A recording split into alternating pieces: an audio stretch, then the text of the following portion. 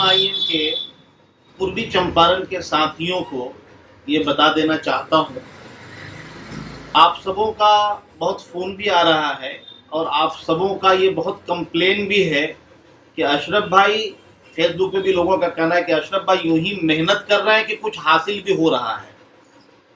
मेरे भाई, मेहनत तो मैंने बहुत किया।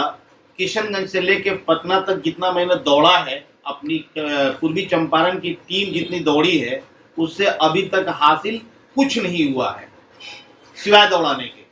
अभी तक दे रहे हैं, मिल जाएगा, कर रहे हैं। लास्ट बार आदिल हसन आजाद ने परसों फोन करके ये कहा कि आपका नरकटिया और रक्सौल फाइनल है, आइए और टिकट ले करके जाइए। निकलते समय भी आदिल हसन आजाद से 10 बार से ज्यादा मैंने कांटेक्ट किया है, तो उन्होंने बोला डन डन डन। जब मैं सीमांचल पहुंचता हूं, किशनगंज की धरती पे, ऑल इंडिया मजलिस इत्तेहादुल मुस्लिमीन के ऑफिस पे आदिल हसन साहब, अभी मैं इज्जत से नाम ले रहा हूं, हालांकि वो बहुत बड़े दलाल हैं, मैं हकीकत बता दूं तो हैं बहुत बड़े दलाल, इसमें कोई शक नहीं है। तब उनका हुक्म होता है कि 10 लाख रुपया जो देगा टिकट उसी को मिलेगा।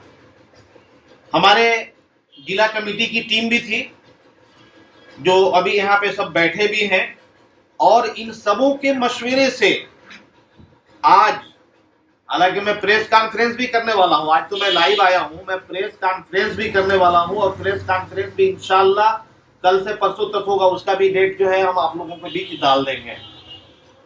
उस चीज में मैं एक बात बता देना चाहता हूं कि आदिल हसन आजाद साहब को जिला से कोई फोन करता है, उनके भांजे नौशाद साहब को, कि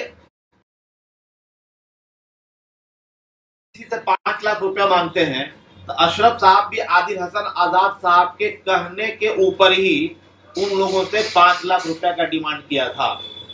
और वो 5 लाख रुपए देने के लिए हमारे बीच अकरम भाई मौजूद हैं जो नरकटिया विधानसभा से हैं, और हमारे बीच जितेंद्र तिवारी साहब जो रक्सौल विधानसभा से चुनाव लड़ने गए थे। इन लोगों को मैं आदिल साहब के डिमांड के हिसाब से, जो हमको खबर नौशाद साहब ने दिया था, उस हिसाब से मैं इन लोगों की तैयारी के साथ वहां पहुंचा भी था। तब वहां पता चलता है कि नहीं, 10 लाख रुपए चाहिए, तब जाकर के टिकट हम देंगे।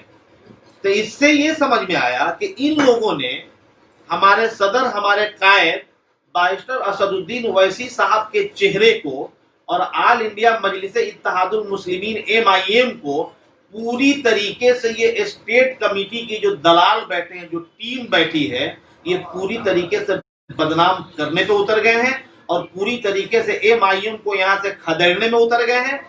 उन लोगों की जिस तरीके से दलाली चल रही है, उस दलाली पे अगर मैं ये कहूं तो कम नहीं है कि इन लोगों की साजिश ऊपर लेवल से लेके नीचे लेवल तक इस तरीके से फिक्स है। और उसके बाद आदिल साहब को जब फोन करो तो आदिल साहब फोन पे चीखना शुरू करते हैं। दिन भर में 200 फोन करो तो उठाते हैं, और अगर उठा भी लिए तो उठाने के बाद इस तरीके से उनकी चीख होती है जैसे लगता है कि आदिल साहब जो है हम लोगों को सैलरी दे रहे हैं, या तो उनके घर के, उनके बाप के गुलाम बैठे हैं हम लोग। तो आज इस चीज के ऊपर से नौशाद साहब गए थे, नौशाद साहब डील किए थे, नौशाद साहब भी बताएंगे। नहीं, फैसला जो है हमारा, हम वहां से तो फैसला कल ही ले लिए। हालांकि आदिल हसन आजाद साहब लास्ट में भी लॉलीपॉप देते रहे, जैसे पटना में भी देते रहे। घुमा घुमा के हमको पटना में 10 दिन उन्होंने बैठाया और झूठ बोला कि हम सीमांचल में हैं, और जब हम लोग गए तो वो होटल पे मिले। इतना बड़ा झूठा आदमी है। मगर हम लोग सीमांचल से जब निकले तो उस टाइम पे भी लॉलीपॉप दिया जा रहा था, मगर हम लोगों का फैसला हो चुका है। इंशाल्लाह ऑल इंडिया मजलिस चंपारण सेना अब यहां से शुरुआत हो रहा है, और इस चीज का असर और इस चीज का फायदा और इस चीज का हक सच इंशाल्लाह इस चीज से, इस पार्टी से हम दिखाने के काम करेंगे। बाकी नौशाद साहब पूरी डीलिंग किए थे। नौशाद साहब भी अपने ईमानदारियत और इंसानियत के साथ बताएंगे, किसी के ऊपर नहीं, मर करके मुंह सबको दिखाना है। वो भी अपनी सच्चाई को बयान करेंगे कि अब तक जिला कमेटी भी नहीं बनी, वो क्यों नहीं बनी, और आज इस तरीके से बुला करके बेइज्जत किया गया, और 10 लाख रुपए की जो डिमांड की गई वो इनसे की गई है, और इन्होंने मुझे बताया था, उस चीज को मैंने रखा है।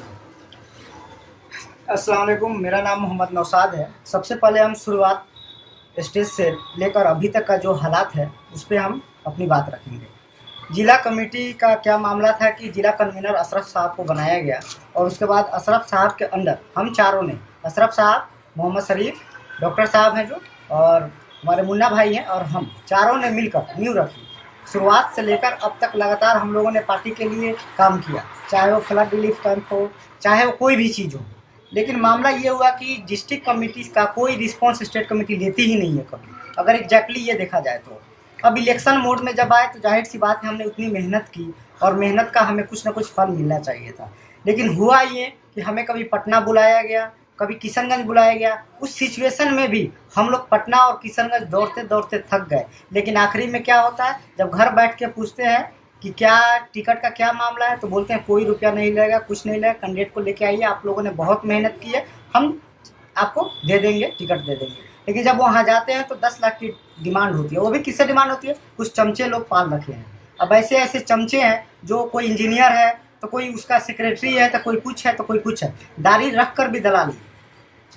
कल क्या हुआ था कि हम लोग को किशनगंज बुलाया गया। किशनगंज बुलाने के लिए इसलिए कहा गया कि आप लोग आइए, नरकटिया और रक्सौल आपका टिकट कंफर्म हो गया है। हम लोग बहुत खुश हुआ, रात भर हमारी कैडर सो न पाई खुशी के कारण कि हम लोग का मेहनत का फल ये है कि हम लोग को मिला, कुछ न कुछ मिला। हम लोग तैयारी के साथ आखिरी समय तक लगातार कांटेक्ट में रहे। आदिल हसन साहब हो चाहे इश्तियाक साहब हो, इन लोग के कांटेक्ट में रहे कि हमें कुछ न कुछ कन्फर्मेशन मिल जाए कि वहाँ जाने के बाद फिर जिस तरीके से पिछली बार हम लोग पटना गए, किशनगंज गए, वैसा ना हो। इन्होंने कहा कि डन है, आइए, कोई दिक्कत की बात नहीं है, कैंडिडेट लेके आइए, सब कुछ सही है। हम लोग गए वहाँ पे। हुआ ये कि मुझे बुलाया गया कि आप आइए, बात कीजिए। गए वहाँ पे, उन्होंने कहा कि कैंडिडेट से हम मिलेंगे। कैंडिडेट से बुलाया गया एक ढाबे पे हम लोग गए, वहाँ पे थोड़ी बहुत बात हुई। उसके बाद गाड़ी में बैठा के कहा कि गाड़ी में बैठ के बात करते हैं। गाड़ी में बैठे हम लोग, फिर आगे निकले बात करते करते। 2 लाख, 1 लाख, 1.5 लाख, 3 लाख के चलते चलते 5 लाख तक पार्टी डोनेशन की बात आई। 10 लाख से वो नीचे नहीं आ रहे थे। पार्टी डोनेशन, मुझे क्या पता पार्टी डोनेशन ये करेंगे कि ये खुद अपने जेब में रखेंगे, क्योंकि अगर पार्टी डोनेशन की बात होती तो स्टेट कमेटी अख्तरुल सीधा कहते कि हाँ पार्टी डोनेशन में ये चीज़ें होगी। लेकिन इन लोगों ने अपनी बात को इस तरीके से रखा कि एक दलाली के हब की तरह रखा। फिर जब 10 लाख की बात आई, फिर हम लोगों ने इस चीज़ को एक्सेप्ट नहीं किया, क्योंकि कहा ही नहीं गया था हम लोग को। सीधा कहा गया था कि आप अपने कैंडिडेट को लेके आइए, कैंडिडेट से हम टिकट दे देंगे और फिर चले जाइएगा। जब हम लोग रास्ते से आ रहे थे तो रास्ते में ये हुआ कि फिर फ़ोन करके कहा जा रहा है कि कल आप टिकट लेके चले जाइएगा। कल टिकट की बात आई, फिर हम लोग के दिल में थोड़ी हुई, मेरे दिल में हुई, बाकी किसी के दिल में नहीं थी। मेरा दिल भी गंवारा नहीं था, लेकिन हम एतबार करते हैं, कुछ ज़्यादा उन पर भरोसा करते हैं, जिसका नतीजा ये हुआ। थोड़ा दिल में भी आया। मैंने अशरफ भाई को भी कहा, अशरफ भाई जान दीजिए जो होगा, लेकिन अशरफ भाई नहीं माने और हम, मेरा भी दिल गंवारा नहीं कर रहा था, क्योंकि इतना झूठ और इतना गद्दारी वो शायद कोई किसी से नहीं करता है। उसके बाद हम लोग मेयर सर से बात किए। उनका क्लियर वे में कहना था कि सेकेंड फेज का ही सर्वे चल रहा है, अभी थर्ड फेज है कहाँ, और नरकटिया रक्सौल का तो बात ही नहीं है। तो जब नरकटिया रक्सौल की बात नहीं है तो फिर ये 10 लाख की बात कहाँ से आ गई, और आपने किस बेस पे हम लोग को बुलाया? जब 10 लाख की बात ही नहीं है और नरकटिया रक्सौल हमारे लिस्ट में ही नहीं है, फिर किस बेस पे आपने हमें बुलाया? तो इसका मतलब ये है कि ये लोग सरासर एक धंधा खोल के बैठे हैं, एक दुकान खोल के बैठे हैं। आइए, 10 लाख रुपया दीजिए, टिकट मिलेगा नहीं मिलेगा वो कोई भरोसा नहीं है, क्योंकि जब लिस्ट में ही नहीं है, जब वो किसी और अलायंस में हम हैं, किसी और के खाते में, तो कहाँ से हमें मिलेगी? तो हम यही कहना चाह रहे हैं कि एक दलाली और एक दुकान खुला हुआ है, इसके अलावा कुछ नहीं है। वैसी साहब को शायद इसका अंदाज़ा नहीं है कि ये लोग किस हद तक उनके छवि को ख़त्म कर चुके हैं। तो आगे जो हो गया हमारे। अच्छा नौशाद भाई, एक बात मैं रखूंगा, क्योंकि होटल से जब आपको आदिल हसन साहब ने बुलाया, चाहे जहाँ भी बुलाया, उस वक्त जो है 2.5 लाख रुपए तक की बात चल रही थी, ठीक है। उसके बाद जब आपको फिर से बुलाया गया कि कैंडिडेट लेकर के आप आइए, उस वक्त जो है फिर 10 लाख की बात आई। क्योंकि देखिए मैं मौजूद नहीं था, क्योंकि जब आप बुलाने आए, मैं वहाँ पे था नहीं, क्योंकि आप जब बुलाने आए तो मैं बोला कि मेरी जरूरत है, आप कुछ नहीं बोले, मैं नहीं गया। ये गए, अकरम साहब गए और सोहेल साहब गए और हमारे एक भाई और गए, ठीक है, आप ही दोनों गए। तो 10 लाख की बात वहाँ पे आई। आज भी हम लोग वहाँ से बैठ आए हैं, किस तरीके से पटना से लेके किशनगंज से लेकर के लॉलीपॉप दिया गया, सब आपके सामने है। अभी तक पूर्वी चंपारण के अंदर क्या स्टेट कमेटी ने आज तक अशरफ अली के हाथ में 1 रुपया भी दिया है पार्टी को चलाने के लिए? यहाँ तक के कि 45,000 का सदस्यता अशरफ अली ने उठाया था, उस 45,000 का पूरा 45,000 जमा किया। लॉकडाउन के पीरियड में जब अशरफ अली की गाड़ी नहीं चल पा रही थी, पार्टी को नहीं चला पा रहा था, उस टाइम पे अशरफ अली ने अपनी बीवी का जेवर बेचा। वो गवाह जो है डॉक्टर शरीफ है, जो अपने हाथों से बेचे, क्योंकि लॉकडाउन में अच्छों की फट गई थी। और उस पीरियड में मुझे क्षेत्र देखना था और क्षेत्र में हर घर घर तक मुझे राहत किट पहुंचाना था। उस चीज के लिए मैंने वो भी कदम उठाए। आप उस चीज के गवाह हैं। और आज यहाँ पे आप बैठे हैं, तो ऐसा भी नहीं है कि हम लोगों ने जबरदस्ती आपको लाया है। आप खुद बोले हैं, आप खुद बोले हैं कि अशरफ भाई इस चीज के लिए हम लोग पूरी तरीके से लड़ेंगे। जाहिर सी बात है, जब इतनी मेहनत के बावजूद अगर ये हाल है हमारा, तो और की तो बात ही खत्म कर हाँ, तो ऐसा जी। हालांकि आदिल साहब बीच बीच में आपको बहुत फोन किए हैं कि कल टिकट दे दे रहे हैं, बैक हो जाओ। और हमारे एक राहुल भाई ये अपनी बात रखेंगे कि जब घर पे भी होते हैं, घर पे और जब अचानक वो हिचकी जब आती है, उस टाइम पे पूरे घर में रोन पिटन चालू होता है और जिंदगी और मौत से खेलते हुए होते हैं। और वैसे वैसे टाइम पे भी हम लोगों के साथ MIM के लिए 5-5, 6-6 दिन, 10-10 दिन इन्होंने घर से बाहर रहा है। क्या इस चीज की कदर आदिल हसन जैसे दलाल समझ पाएंगे? उसी तरीके से जो है बीच में कासिम अंसारी के साथ भी गेम खेला गया। ढाका जो है मुस्लिम बहुल है और ढाका पे मुस्लिम सीट जो है और ढाका पे मुस्लिम विधायक है, तो क्या नरकटियागंज के अंदर, कटिया के अंदर क्या वहाँ मुस्लिम सीट नहीं है? क्या वहाँ मुस्लिम विधायक नहीं है? तो ये सब सारी साजिश और ये सारा बेचना और ये सारा दलाली आदिल हसन आजाद का काम है। आदिल हसन आजाद जो है दलाली किया है और दलाली कर रहा है। अपनी बात आदिल इकरामुल साहब भी रखेंगे। असदुद्दीन ओवैसी साहब के नामो निशान को मिटाने के लिए, MIM को बदनाम करने के लिए इन्होंने दलाली करना शुरू किया। आज इलेक्शन का टाइम है, टिकट के लिए उन्होंने 10-10 लाख रुपया, मेरा एक भोला प्रमुख है जो MIM गोविंदगंज क्षेत्र से लड़ना चाहते थे, उनसे क्या है वो बताइए। मेरा वो बहनोई है और उनसे 10 लाख रुपए का डिमांड किया गया और सारे मेरे साथी जानते हैं।